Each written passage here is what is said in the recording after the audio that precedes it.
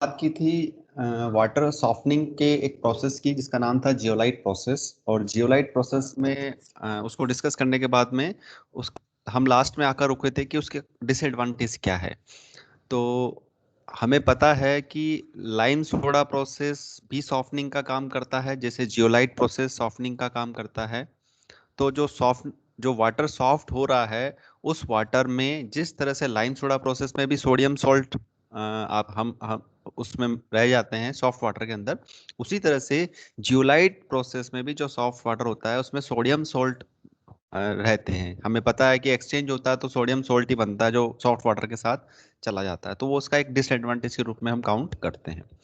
Second, हमें पता है कि जो कैल्शियम मैग्नीशियम है वो तो रिप्लेस कर रहा है जियोलाइट पूरी तरह से वाटर से, लेकिन जो उसके साथ जो दूसरे सॉल्ट हैं, जो नेगेटिव आयंस हैं, उनको जो है जियोलाइट प्रोसेस रिमूव नहीं कर रहा है पानी से। तो वाटर के अंदर जो है आपके एनायंस तो मेंटेन रहते हैं और वो एनायन फर्दर आगे जाके कोरोजन और कॉस्टिक एम्ब्रिटलमेंट में पार्टिसिपेट करते हैं, जिसको हम पढ़ेंगे बॉयलर ट्रबल्स के अंदर।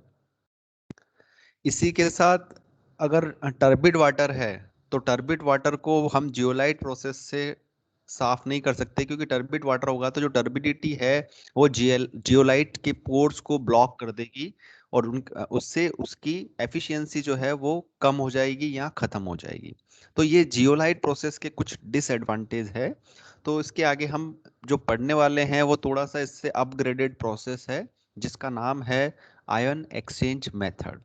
एग्जाम में आरटीओ जो है कभी जियोलाइट प्रोसेस पूछ लेता है, कभी लाइम सोडा पूछ लेता है और कभी आयन एक्सचेंज प्रोसेस पूछ लेता है। तो हम थर्ड प्रोसेस स्टार्ट कर रहे हैं वाटर सॉफ्टनिंग का, that is ion exchange method. उम्मीद करता हूँ जियोलाइट प्रोसेस सबको समझ में आ गया होगा, उसके न्यूमेरिकल कल आप लोगों ने किए होंगे और इजी है। तो आज हम स्टार्ट कर रहे हैं आयन एक्सचेंज मेथड। तो आयन एक्सचेंज मेथड एग्जाम के अंदर किस किस तरह से पूछा जा सकता है। आयन एक्सचेंज मेथड को डीमिनरलाइजेशन प्रोसेस के नाम से भी एग्जाम में पूछा जाता है। Demineralisation, ion exchange process, word, इनके नाम से हमको पता चल रहा है कि इनमें क्या हो रहा है कि जो आयन है वो एक्सचेंज हो रहे हैं। कौन से आयन एक्सचेंज होने हैं? जो वाटर के अंदर है, वाटर में कौन से आयन है जो हमें हटाने हैं, जो हार्डनेस के लिए रिस्पॉन्सिबल है, कैल्शियम मैग्नीशियम, और कैल्शियम मैग्नीशियम के साथ उनके साथ एसोसिएट एनायन। तो इसमें जो है कंप्लीट एनायन, कंप्लीट आयंस का रिमूवल होता है, चाहे वो कैटायन हो चाहे वो एनायन हो। जो भी पानी में आयन है, चाहे वो कैटायन है चाहे उनके साथ एसोसिएट एनायन है, दोनों का ही कंप्लीट रिमूवल होता है। इसलिए इस प्रोसेस का नाम है डीमिनरलाइजेशन प्रोसेस, या इसको हम कह सकते हैं deionization process. Demineralization process की इसमें जो भी मिनरल है वो सारे के सारे ही रिमूव हो जाते हैं आयन एक्सचेंज मेथड से। क्लियर? अब ये रिमूव कैसे होते हैं उसके लिए वर्ड दिया हुआ है एक्सचेंज होकर। मतलब कुछ आयन वाटर में जाएंगे और उधर से आयन आपके आयन एक्सचेंज रेजिन के पास आएंगे। तो ये वर्ड क्लियर मैं कर दिया हूं आपको कि आयन एक्सचेंज की वजह से जो वाटर में केटायन है, जो वाटर में एनायन है, जैसे CaCl2, कैल्शियम आपका क्या है उसमें? केटायन। और क्लोराइड क्या है? एनायन। ऐसे ही बात करें मैग्नीशियम बाइकार्बोनेट, तो मैग्नीशियम क्या है आपका? कैटायन। और बाइकार्बोनेट क्या है? एनायन। तो जो भी आयंस पानी में है उनका कंप्लीट रिमूवल करना ही डीमिनरलाइजेशन, डी आयोनाइजेशन, या जो मेथड जिसमें इस मेथड जो इस प्रोसेस में वर्क करता है उसका नाम है आयन एक्सचेंज मेथड। तो ये तीनों ही नाम से एग्जाम में पूछा जा सकता है। अब बात करते हैं कॉन्सेप्ट की। तो कॉन्सेप्ट की बात करने से पहले आपको पता होगा, आपने जो है पॉलीमर पढ़ा होगा 12th क्लास के अंदर। तो पॉलीमर में हम लोग एक रेजिन वर्ड भी सुनते हैं, रेजिन वर्ड। तो रेजिन क्या होता है? जो क्रॉस लिंक ऑर्गेनिक पॉलीमर्स होते हैं जो कि इनसोल्यूबल होते हैं उसको ही हम आयन रेजिन कहते हैं। तो ये जो रेजिन्स होते हैं इनके अंदर अगर एसिडिक और बेसिक फंक्शनल ग्रुप हैं, मतलब resin containing acidic and basic functional group are capable to exchange H ion and OH ion। मैं वापस रिपीट करता हूं कि जो रेजिन है, रेजिन क्या होते हैं? पॉलीमर होते हैं। कैसे पॉलीमर होते हैं? हायर मोलिकुलर वेट वाले, insoluble, cross linked organic polymer, उनको हम रेजिन्स कहते हैं। अगर उनके अंदर क्या हो, एसिडिक और बेसिक फंक्शनल ग्रुप। अब आपसे मैं पूछूं कि एसिडिक ग्रुप कौन कौन से हैं, बेसिक ग्रुप कौन कौन से हैं, तो आप कहोगे सर एसिडिक तो COOH हो गया, SO3H हो गया, करेक्ट। इसी तरह से मैं पूछूं आपसे बेसिक फंक्शनल ग्रुप कौन से हैं, तो आप कहोगे कि सर NH2 वाले होते हैं बेसिक फंक्शनल ग्रुप। क्लियर? तो मतलब जिनके अंदर एच आयंस देने की कैपेबिलिटी हो, या एच आयन को तो वो आपको देगा, तो वो क्या होगा? Acidic functional group. और जिनमें OH आयन डोनेट करने की या OH आयन देने की कैपेबिलिटी हो, तो वो आपका कैसा हो गया? Basic functional group. तो जो आयन एक्सचेंज रेजिन जिसके पास एसिडिक फंक्शनल ग्रुप है, तो वो किस तरह का रेजिन हो गया? आपका एसिडिक रेजिन हो गया। या आप उसको आप कह सकते हो कैटायन एक्सचेंज रेजिन एक तरीके से। उसको हम आगे क्लियर करेंगे। और जिसके पास OH आयन देने की कैपेबिलिटी हो, वो आपका एनायन एक्सचेंज रेजिन में काउंट होता है। तो मतलब क्या क्लियर होता है कि ऐसा प्रोसेस जो कंप्लीट रिमूवल करता हो आयंस का। क्लियर? जिनके पास क्या हो, H+ और OH आयन, OH- आयन। इसको क्लियर करते हैं। आयन एक्सचेंज रेजिन जो है दो टाइप के हम पढ़ रहे हैं। पहला टाइप है कैटायन एक्सचेंज रेजिन, जिसको शॉर्ट फॉर्म में RH से बताया है। RH मतलब R तो जो हो गया रेजिन का इनसोल्यूबल पार्ट हो गया, और H जो है एक्सचेंजेबल पार्ट हो गया, तो शॉर्ट फॉर्म में इन्होंने इसको RH लिख रखा है। क्लियर? तो कैटायन एक्सचेंज रेजिन का मतलब वो रेजिन जिनके पास एसिडिक फंक्शनल ग्रुप हैं। जैसे एग्जांपल आपका SO3H और COOH। तो ये आपका हो गया एसिडिक फंक्शनल ग्रुप। आपको पता है OH भी H+ ही एक्सचेंज करता है, OH एक्सचेंज नहीं करता है। तो ये आपके एसिडिक फंक्शनल ग्रुप हो गए, जो कि क्या एक्सचेंज करने की कैपेबिलिटी रखते हैं? H+ को वाटर से एक्सचेंज करने की कैपेबिलिटी रखते हैं। H+ को एक्सचेंज करने की कैपेबिलिटी का मतलब, H+ को एक्सचेंज कैसे करेगा? पानी में अगर केटायन है तो वो खुद ले लेगा। केटायन कौन से? Calcium magnesium. और पानी में क्या दे देगा? H+ आयन दे देगा। है। और वाटर में क्या है? कैल्शियम और मैग्नीशियम। तो कैल्शियम मैग्नीशियम तो R के पास आ जाएंगे, और H+ आयन किधर चला जाएगा? पानी में चला जाएगा। तो पानी हमारा यहाँ कैसा हो गया? एसिडिक हो गया। जब इस रेजिन से पानी निकलेगा तो कैसा हो जाएगा? H+ आयन जाते जाएंगे, कैल्शियम मैग्नीशियम ये ले लेगा। क्लियर? तो ये आपका वाटर को क्या कर देगा? एसिडिक कर देगा। लेकिन उसमें से क्या रिमूव कर दिया उसने? केटायन रिमूव कर दिया। तो इसलिए इस प्रोसेस का नाम है केटायन एक्सचेंज रेजिन। इसके एग्जाम्पल है एमराइट IR120, डॉवेक्स 50। तो कोई सा भी एक एग्जाम्पल आप लोग याद कर सकते हैं। और ये पूरा डायग्राम में से शॉर्ट फॉर्म में याद रख सकते हैं आप। ये दिख रहे हैं आप, ये पॉलीमर है लाइन पॉलीमर के रूप में। अब यहाँ पर क्रॉस लिंकिंग हो रही है, तो ये क्रॉस लिंक पॉलीमर हो गया। जो क्रॉस लिंक पॉलीमर और हायर मोलिकुलर वेट, इनसोल्यूबल, ये आपका रेजिन है। अब इसको हम कैटायन एक्सचेंज रेजिन क्यों बोल रहे हैं? क्योंकि इसके पास SO3H है। तो ये SO3H है, तो H+ आयन को डोनेट कर सकता है, H+ आयन को एक्सचेंज कर सकता है वाटर के साथ। SO3H। तो आप इस तरह से एक लाइन फॉर्म में बनाइए, फिर उनको क्रॉस लिंक कर दीजिए आपस के अंदर। ठीक है? तो वो आपका हो जाएगा कैटायन एक्सचेंज रेजिन। तो ये उसकी कौन सी फॉर्म है? Sulfonate form. इसको शॉर्ट फॉर्म में कैसे बनाया देखिए आप। ये R है, R से जुड़ा हुआ ये एसिड, ये सारे के सारे एसिड H+ एक्सचेंज कर लेंगे, तो ये आपका सल्फोनेट फॉर्म हो गया। और ये उसकी कार्बोक्सिलेट फॉर्म। आपको दोनों याद रखने की जरूरत नहीं है, ये सिंपल है। जो इजीली दिख रही है आपको कि ये क्रॉस लिंक पॉलीमर है, और क्रॉस लिंक पॉलीमर के साथ इसमें एसिडिक फंक्शनल ग्रुप है। तो ये कौन सा रेजिन हो गया? Cation exchange resin.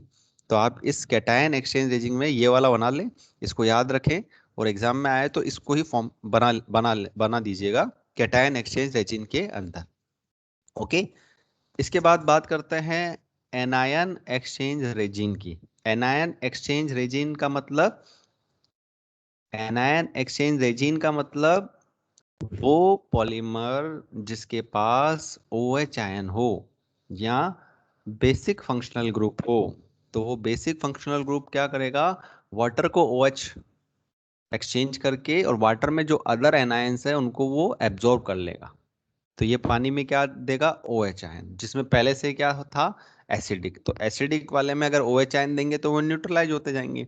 तो H+ उधर से आया, OH आयन इधर से आया, तो दोनों मिलके क्या बना लेंगे, वाटर बना लेंगे। तो हमारा वाटर क्या हो जाएगा, पूरी तरह से neutralise.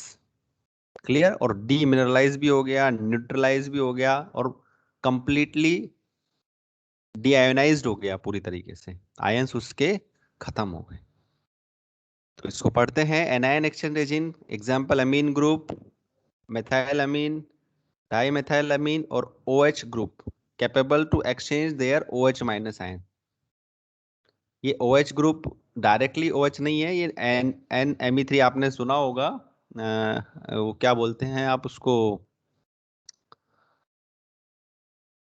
I am missing the thing. जहां पर आपका एनायन एक्सचेंज रेजिन है, इसका एग्जाम्पल एम्बरलाइट 400 और डोवेक्स 3 है। उसका कौन सा था, एम्बरलाइट 120 और डोवेक्स 50। क्लियर। इसके एग्जाम्पल है एम्बरलाइट 400 एंड डोवेक्स 3। तो इसकी स्ट्रक्चर आप देखिए, ये OH आयन को क्या कर सकता है, एक्सचेंज कर सकता है वाटर के साथ। तो इसके इसके आप हाइड्रोक्साइड फॉर्म को याद कर लें। ये यहाँ पर एक बॉन्ड बना लीजिएगा, या बॉन्ड मिस है तो ये बॉन्ड आप बना लीजिएगा। तो वो इसको दिखाएगा कि इसको क्रॉस लिंक पॉलीमर को, इसके साथ फंक्शनल ग्रुप बेसिक है, ऊपर जो स्ट्रक्चर थी उसमें COOH था, बस वहां पर आपको ये ग्रुप ऐड करना है जहां पर OH आयन इसके साथ लगा है। ठीक है, कोई डाउट यहाँ पे?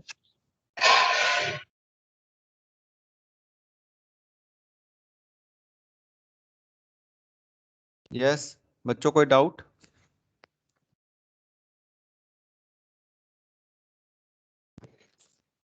चले आगे।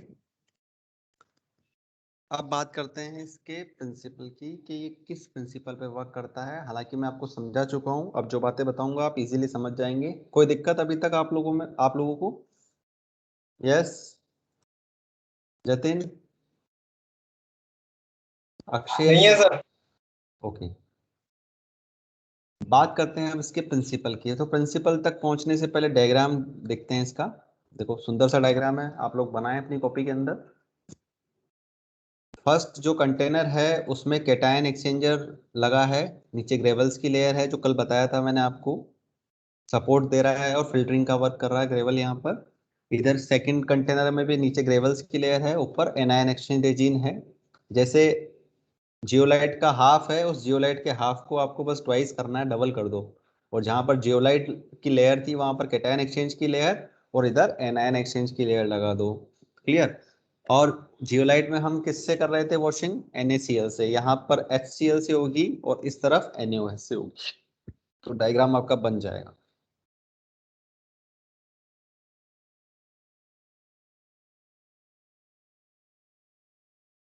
यस, समझ में आ गया होगा डायग्राम आपको, जियोलाइट जैसा सर ही एक है। बार डायग्राम थ्योरी शो कर दें।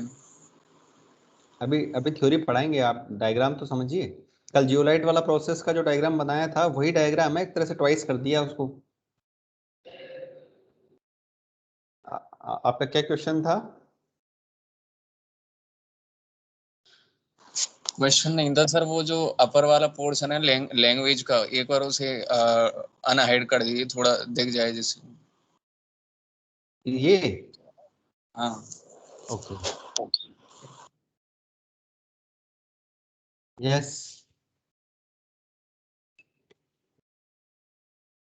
समझे बच्चों इसको? इधर कैटायन एक्सचेंजर रखा है, इधर एनायन एक्सचेंजर रखा है। कैटायन एक्सचेंजर क्या देगा वाटर को, कैटायन एक्सचेंजर H+ देगा, और वाटर से क्या ले लेगा, कैल्शियम मैग्नीशियम ले लेगा। और एनायन एक्सचेंजर OH- देगा, और वाटर से क्या लेगा, जो भी उसके अंदर एनायंस प्रेजेंट हैं। इस तरह से वो कंप्लीट डीमिनरलाइजेशन कर देगा आयन एक्सचेंज वाटर से। तो यहाँ से हार्ड वाटर गया जिसमें क्या है, कैल्शियम क्लोराइड भी हो सकता है, calcium carbonate, magnesium chloride, magnesium sulphate, कुछ भी हो सकता है जो भी हार्डनेस के लिए रेस्पॉन्सिबल है चाहे नहीं है। वो सारे के सारे सॉल्ट किससे पास हो रहे हैं, कैटायन एक्सचेंजर से। तो वो क्या करेगा, H प्लस आयन तो वाटर में वाटर को दे देगा और वहां से कैटायन ले लेगा, तो कैटायन एक्सचेंज हो गया। अब यहाँ से जो वाटर निकलेगा वो क्या होगा, टोटली एसिडिक वाटर होगा, करेक्ट। और उसके साथ में एसिडिक वाटर के साथ में क्या होंगे, एनायंस होंगे। तो जब एसिडिक वाटर विथ एनायंस जाएगा इसके अंदर, तो एनायन एक्सचेंजर रेजिन क्या करेगा, एनायन एब्जॉर्ब कर लेगा वाटर में से और वाटर को क्या दे देगा, OH आयन दे देगा। तो H प्लस आयन और OH माइनस आयन दोनों मिलकर क्या बना लेंगे, वाटर बना लेंगे, और सॉफ्ट वाटर के फॉर्म में डी आयोनाइज वाटर आपका यहां से निकल जाएगा। कोई डाउट, डायग्राम से कोई डाउट? यस बच्चों, कोई डाउट है?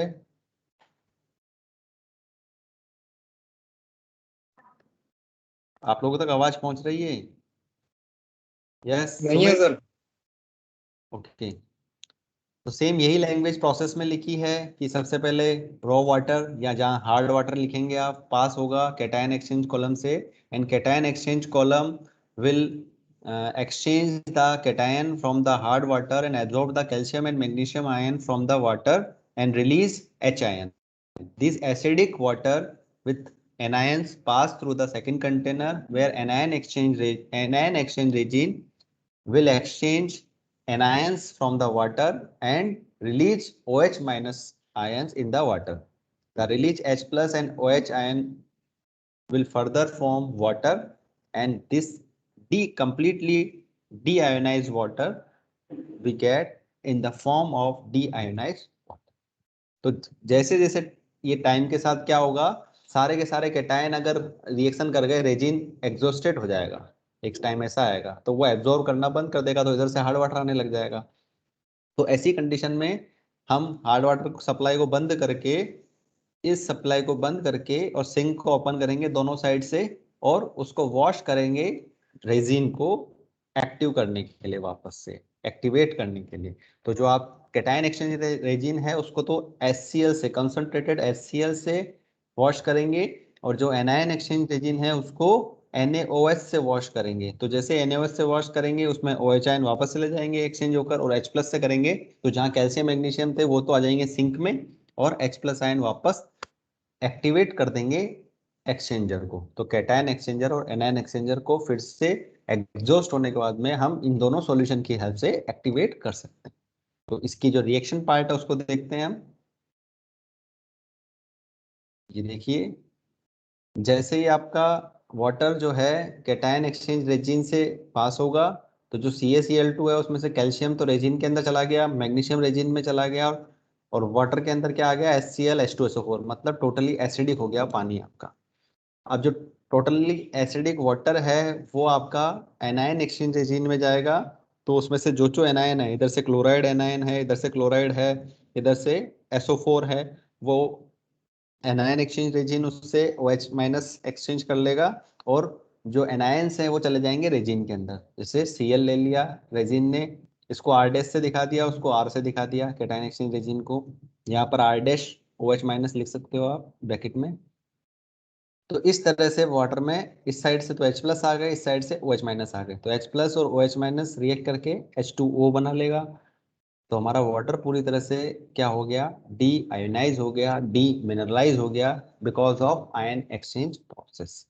जब एग्जॉस्ट कंडीशन होगी तो R2Mg और R2Cl ये हैं आपके, ये बने हैं, इनको वॉश करेंगे HCl के साथ, तो वापस से आपका रेजिन एक्टिव जो सॉल्ट है वो जो हार्डनेस के लिए रिस्पॉन्सिबल सॉल्ट है या जो अदर सॉल्ट है वो सिंक में हम कलेक्ट कर लें। इस तरह से ये आपका प्रोसेस वर्क करता है। इसके एडवांटेजेस क्या है, इसमें हम 2 ppm तक हार्डनेस को रिमूव कर सकते हैं, इससे हम टोटली सॉफ्ट कर सकते हैं वाटर को। ये काफ़ी एक्सपेंसिव होता है और एफिशिएंट भी होता है और इफेक्टिव भी होता है।